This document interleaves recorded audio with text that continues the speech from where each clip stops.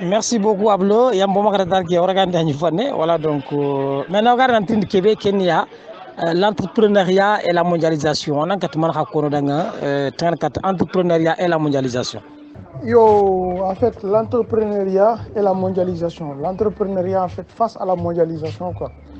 En fait, l'entrepreneuriat face à la mondialisation est tout à fait exceptionnel parce que on a failli l'incuba qui est Québec. Voilà, donc quand on parle de mondialisation, côté jeunes, on parle des jeunes diplômés. Voilà.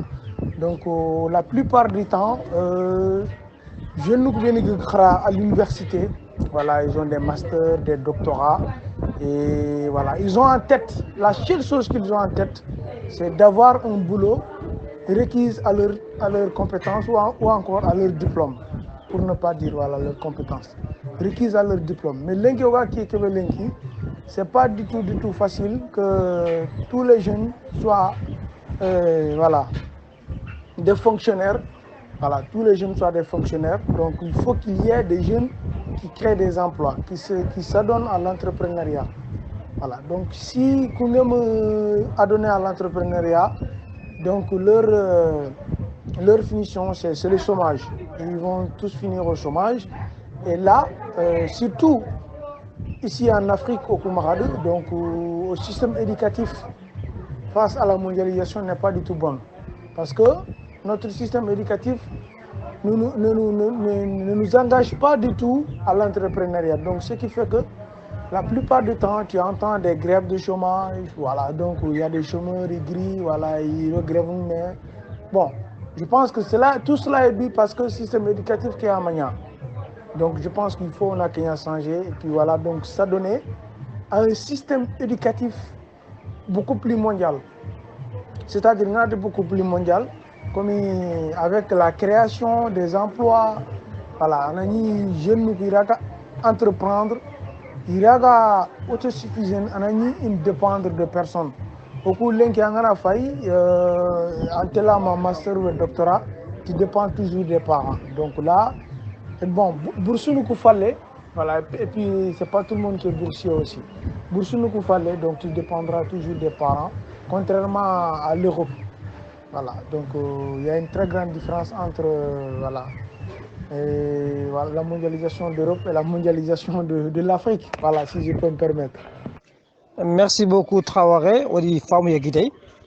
Alors forcément, on a dit entrepreneuriat et leadership, on a dit développement durable. Alors regarde dans le Kenya, qu'est-ce que le développement durable? Développement durable. Le développement durable, voilà, selon l'Organisation mondiale du tourisme, l'OMT, définit le développement durable comme l'utilisation responsable des ressources présentes pour voilà, l'utilisation, c'est-à-dire l'utilisation responsable des ressources présentes sans gaspillage pour ne pas compromettre la génération future. Voilà, donc permettre à la génération future aussi d'utiliser les ressources que nous avons dans le futur. Bon, le développement durable est contraire au gaspillage. Voilà, au gaspillage en un mot. Parce qu'on a qui parle de développement durable bannit le gaspillage. Voilà, donc quelqu'un qui se lance dans le gaspillage n'est pas du tout considéré comme quelqu'un. Voilà, je parle en détail quoi en fait. Voilà, n'est pas du tout considéré comme un acteur du développement durable. Voilà, le développement durable aussi voilà, concerne des facteurs. Voilà, facteurs Niyanaka, donc je pense avec le temps nous allons aussi énumérer quand même ces facteurs-là qui sont liés au développement durable. Merci Ablo. Donc anti-développement durable, c'est l'utilisation des ressources présentes et puis ça bannit le gaspillage, etc. Alors de ce fait, on a été développement durable, il a ses principes. Et maintenant, est-ce que vous pouvez nous dire quels sont les principes fondamentaux pour le développement durable? Les principes fondamentaux ou encore les piliers ou encore les axes du développement durable sont le développement durable vise le plan économique, il y a ce qu'on appelle aussi le plan social et le plan environnemental. Ouais, pour qui a un développement durable pilier ni. Donc, si vous voulez aussi des détails, il n'y a pas de problème. Ok, merci beaucoup, Traoré.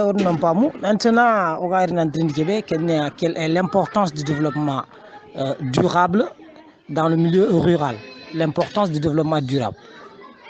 Oui, en fait, le développement durable occupe une place très importante dans le milieu rural, d'où ces trois piliers, qui est le plan, qui est que le secteur économique, social et environnemental. Bon, quand on parle du secteur économique, voilà, donc on parle de la consommation. Voilà, la consommation locale et la consommation locale, c'est-à-dire la consommation des produits locaux, euh, voilà, au détriment quand même qui ne fait pas face au détriment de l'environnement et de la société. Voilà, donc là, on peut parler de l'économie. Parce que quand on parle de consommation locale, cela veut dire que tout le monde aura accès à la consommation locale. Il n'y aura ni de distinction entre les gens, c'est-à-dire les riches et les pauvres. Tout le monde va consommer les mêmes produits. Là, on peut parler de l'économie. Voilà. Quand on parle de l'environnement, c'est-à-dire qu'il faut utiliser des énergies renouvelables, des énergies durables. Voilà, des énergies durables qui puissent protéger l'environnement et faire la réduction des usines qui produisent des gaz à effet de serre qui détruisent quand même les couches d'ozone, ce qui fait d'ailleurs qu'il fait très chaud dans nos environnements. Et voilà, combattre quand même, c'est-à-dire que combattre la dépravation de l'environnement. Le développement durable milite contre ça. Bon. Et quand on prend aussi le plan social, on peut dire que le développement durable essaie de mettre en rapport direct, c'est-à-dire une cohésion sociale entre les humains,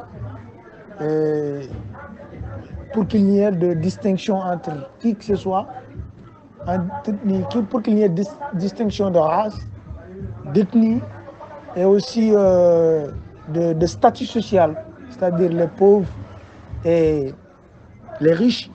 Le développement durable met tout le monde au même pied d'égalité. Voilà. Merci beaucoup, Traoré. On entend Moutou, mais quand même, il faut qu'on ait quelque chose qui me pose un. Alors maintenant, quels sont les objectifs et les finalités du développement durable? Et en fait, Angel Kebego, c'est vrai, on ne peut pas parler de développement durable sans parler de ses objectifs. D'abord, le développement durable, c'est fixé au moins, et Goboyan, mais au Moger Forman Kinko, parce qu'on ne peut pas tout dire. Donc, d'abord, nous avons la préservation de la biodiversité naturelle et culturelle. Nous avons des milieux et des ressources que le développement durable essaie de pérenniser. Nous avons aussi la pérennisation de la cohésion sociale et de la solidarité. Nous avons aussi la lutte contre le changement climatique, surtout contre le changement climatique. Nous avons aussi l'épanouissement qui se subit entre tous les êtres humains du monde entier. Ouais, je pense que ce sont les piliers les plus importants. Mais en tout cas, c'est pas tout. Merci beaucoup, Ablo, donc Traoré. Alors maintenant, on va rentrer en tant qu'étudiant en tourisme, hôtellerie, restauration et gastronomie. Alors, je vais message na marque 34 en Djamane, 34 en Ndébé, mais surtout 34 Lemoukou, la jeunesse.